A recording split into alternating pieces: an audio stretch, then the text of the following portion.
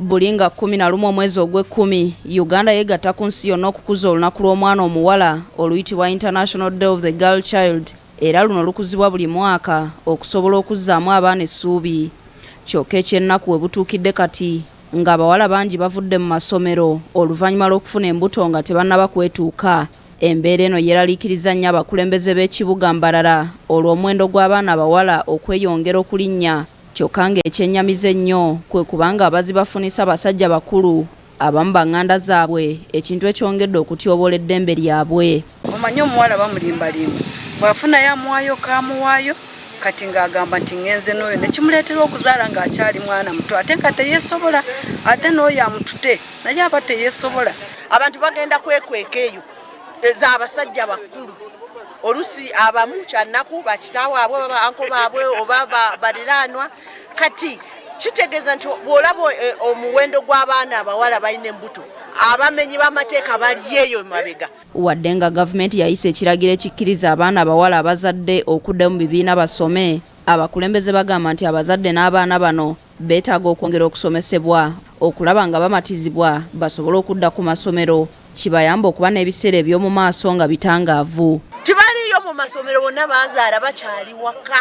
Kubanga bw'otuuka eyo mukyala abaana tebasoma. Kati naffe tugamba ku gavumenti baleke tuteekeko okugenda ennyumba ku nnyumba, twagala lwaki abaana baffe tebasoma. Embeera eno teri Mbarara wokka, yeetoolodde ebitundu by'eggwanga eby'enjawulo, era abakulembeze wano we basabidde gavumenti esitukiremu esseewo enteekateeka ez'enjawulo ezisobozesa abaana bano okumaliriza emisomo gyabwe. Tufuneko amasomero ge tuzimba abaana abo basobole okuyambibwa, kuba naye omugambo mwana muleke waka agende kusoma, amulekeraani taliwo, ate asobola agenda naye mu kiraasi. Abakulembeze okwogera bino babadde mu musomo abaana abawala abazaala nga bato abeegattira mu kibiina ekiyitibwa Dream Girls mwe babanguliddwa okukola ebintu eby'enjawulo omuli pads, sabbuuni, amandaazi n'ebirala kibasobozesa okwebeezaawo nga bakola ensimbi. Ozaalibwa abazadde tebeesobola, baavu, tosomye, ekyokubiri ogenda ozunga onoonya akalimu k'okukola, osanzeyo omuvubuka tomanyi gy'ewaabwe, n'omuzaalako omwana n'otoba n'omwana mu mawoteeri bwe bityo. Ate ebyo ne binyamba ku baana bange benina ababiri, kunyambako kulya ne school fees olumu ne bimbeezaawo, ate n'okwambala, ate ne neeyagala nemanya nti biri ebyabawo nga nkyali muto tebirina kunkosa kundeetera okwekyawa mpaka obulamu bwange bwonna. Rita Bwahika, omubaka omukyalo w'ekibuga ky'e Mbarara, asabye abaana bano okwongera obuyiiya mu bintu bye basomesebwa basobole okubifunamu.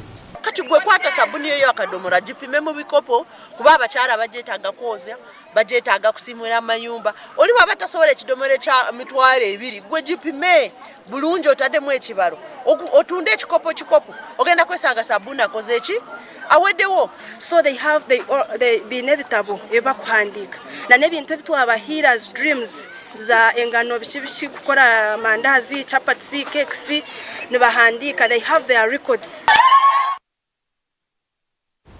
Kakati ebiseera ebisinga abayizi bwe bamala